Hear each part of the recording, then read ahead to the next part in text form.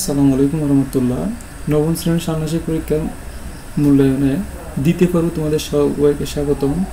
যারা প্রথম পর্বটি এখনো দেখো নাই তারা আমার এই ভিডিও দেখে এইগুলা প্রথম পর্বগুলো দেখতে পারো। তো তোমরা এখান থেকে স্ক্রিনশট দিয়ে বা এখানে পজ করে দেখতে পারবা। তো এই ছিল প্রথম পর্বের অংশ।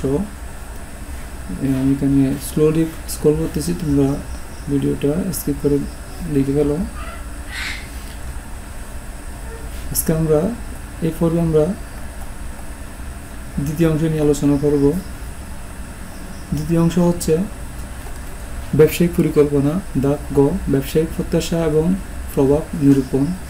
উত্তরে আমরা লিখব, এই কাপড়ের ব্যবসাটি থেকে প্রত্যাশা করি যেন আমরা পরিবারের চাহিদা পূরণ করতে পারি এবং কিছু মুনাফা অর্জন করতে পারি। ধাপ গতে আমরা এটাই লিখব। এরপর আরও আছে, এই ব্যবসায়িক কাজের জন্য সোশ্যাল মিডিয়া প্রযুক্তি ব্যবহার করা যেতে পারে, কারণ বর্তমান সোশ্যাল মিডিয়া অনেক শক্তিশালী একটি মিডিয়া। এই ব্যবসাটি অবশ্যই টেকসই ও উদ্ভাবনীমূলক, তার কারণ ব্যবসাটি খুব সহজে করা যাবে এবং ব্যবসাটি টেকসই। ব্যবসাটি একটি উদ্ভাবনীমূলক ব্যবসা যা স্বল্প পুঁজির মাধ্যমে করা যায়। প্রাকৃতিক ও সামাজিক পরিবেশগত, এই ব্যবসাটি কোনো ধরনের ক্ষতি করবে না, কারণ এটি একটি পরিবেশ বান্ধব ব্যবসা। এরপর ধাপ 4 অর্থাৎ ঘতে আমরা লিখব, ব্যবসাটির জন্য আর্থিক বিশ্লেষণ। উত্তর তোমরা লিখবা, সম্ভাব্য ব্যবসাটির জন্য মূলধন 10,000 টাকা লাগতে পারে, অর্থাৎ এর নিচে বা এর উপরে আমরা ব্যবসাটি পরিচালনা করতে পারি। তোমরা তোমাদের মতো করে লিখবা, এই ব্যবসাটির জন্য মূলধন পরিবার থেকে সংগ্রহ করা যেতে পারে।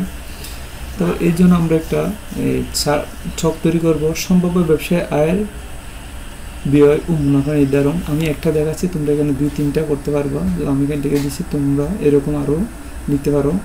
তো এই জন্য ব্যয় আমরা ব্যয় লিখব, ক্রয় 5,000 টাকা এবং সেলাই মেশিন হচ্ছে 3,500 টাকা, যাতায়াত খরচ হচ্ছে 1,500 টাকা। এখানে আয় হচ্ছে তোমার 12,000 টাকা। এখানের মধ্যে তোমার আয় হলেও হবে না, এখানে মুনাফা কত, তোমার মুনাফা হচ্ছে 2,000 টাকা। এইভাবে তোমরা 2-1টা চাইলে 1-2 দিয়ে তোমরা লিখতে পারো।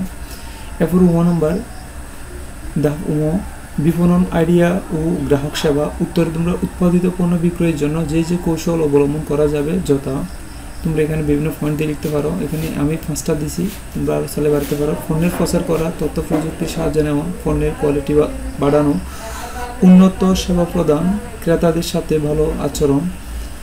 কোনো বিপণন আইডিয়া হলো তথ্য প্রযুক্তি ব্যবহার, গ্রাহকের জন্য সুবিধা হচ্ছে হোম ডেলিভারি দেওয়া।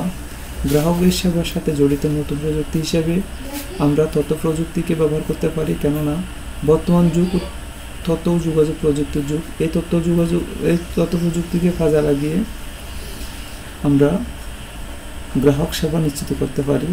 এই ছিল আজকে আমাদের নবম শ্রেণীর ষান্মাসিক পরীক্ষার মূল্যায়ন। তোমরা এইখান চাইতে আরও বাড়াতে পারো, তোমরা চাইলে বড় করে লিখতে পারো।